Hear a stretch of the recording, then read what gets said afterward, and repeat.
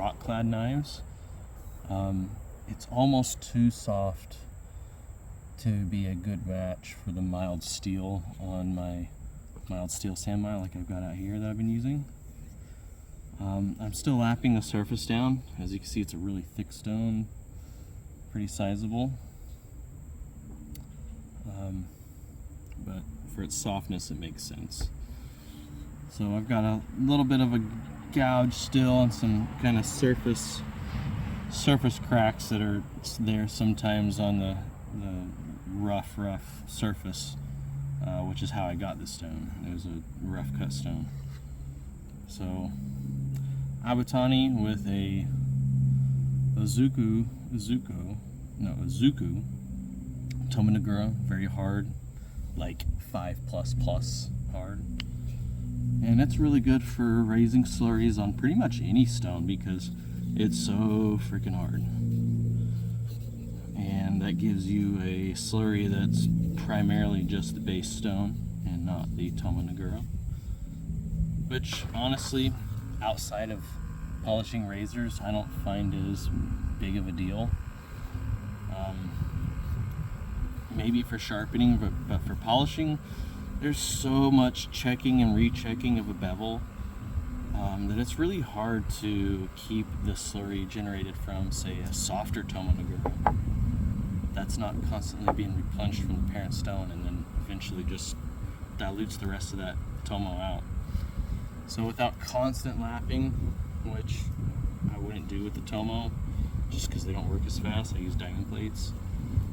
Tomo just make less sense to me from mine perspective as they do hardness.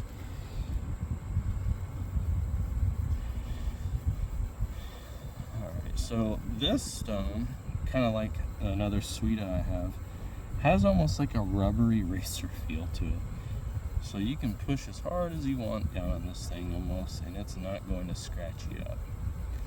But it's firm, but it has almost like a snappy feel under it, like I said, almost like a pencil eraser. Just what I can imagine polishing on top of a really hard pencil eraser.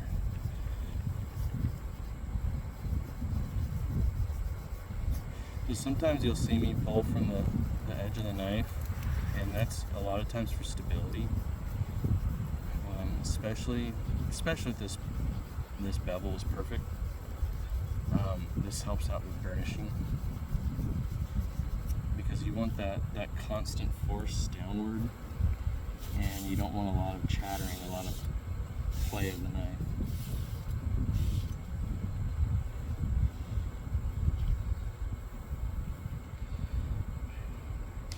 Honestly, in this sunlight, this is pretty good polish on even this, but it really excels on rock clad. This stone here brings out details like hardly any other.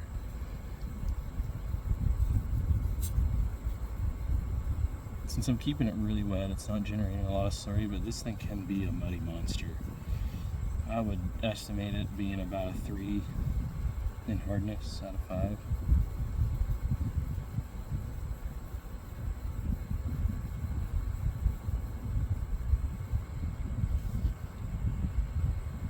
You can see it's thirsty.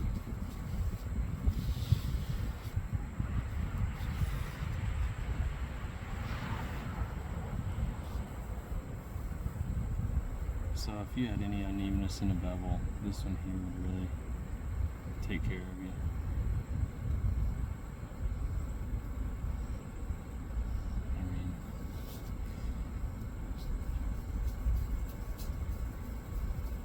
Now Aiiwitani creates some hard stones as well. Some of the hardest stones I've ever owned came from Aiiwitani, but it also has some of the softest for its finest stones.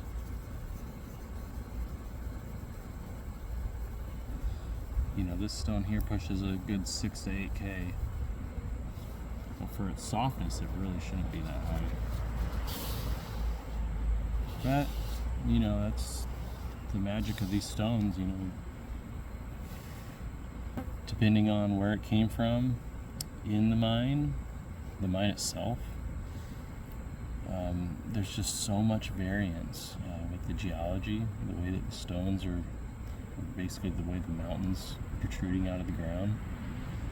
You know, everything dips into the earth at an angle, leaving, you know, sections of the strata harder, aka deeper, than others that are more shallow. You know, they're softer the more shallow they are typically. And then the fineness is up to the mine, really, the area. Even though you can get a fine stone out of almost every mine, I would say that the likelihood is higher in some than others. And that's not counting the way that certain mines have attributes to the feedback that can ultimately change the overall polish, and even definitely the polishing experience, that make each one unique. So it's hard to just have a best stone, in my opinion.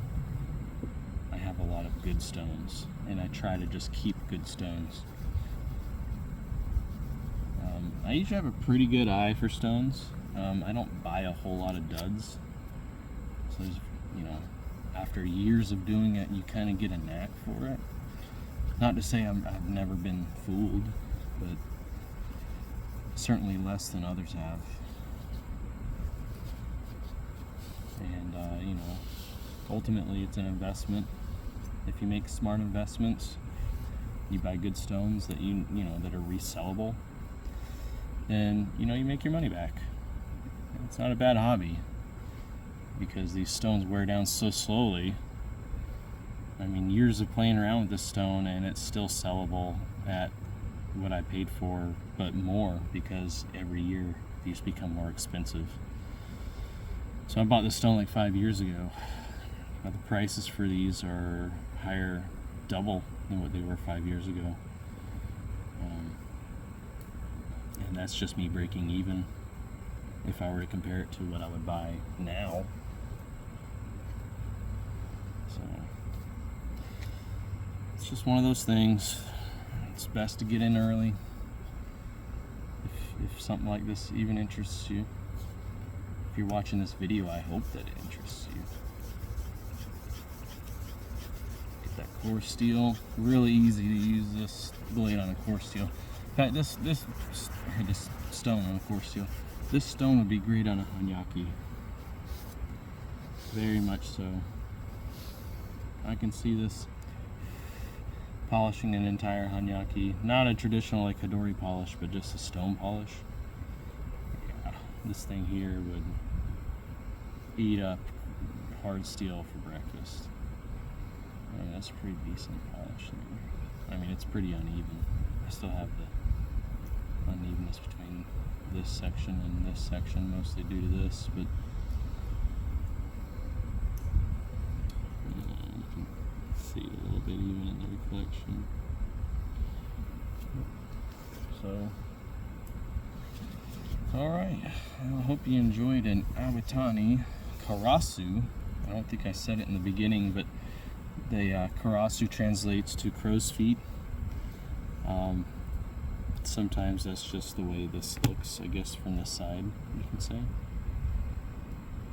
So, these typically form in the tome layer, or let's just say that or Nomito, which are typically harder, or the Suida layer. This one is hard to say where it's from. I want to say Suida, but it's so soft. I've seen others like this that are just really hard.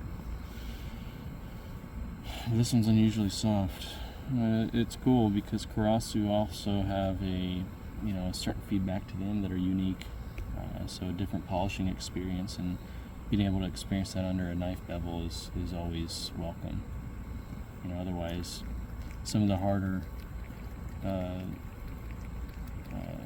Karasu out there are just razor stones, or final polishing or final sharpening stones. for knife bevel polishing. A lot of them are just too hard to do anything meaningful without making it look like shit. All right, hope you enjoyed. Take it easy.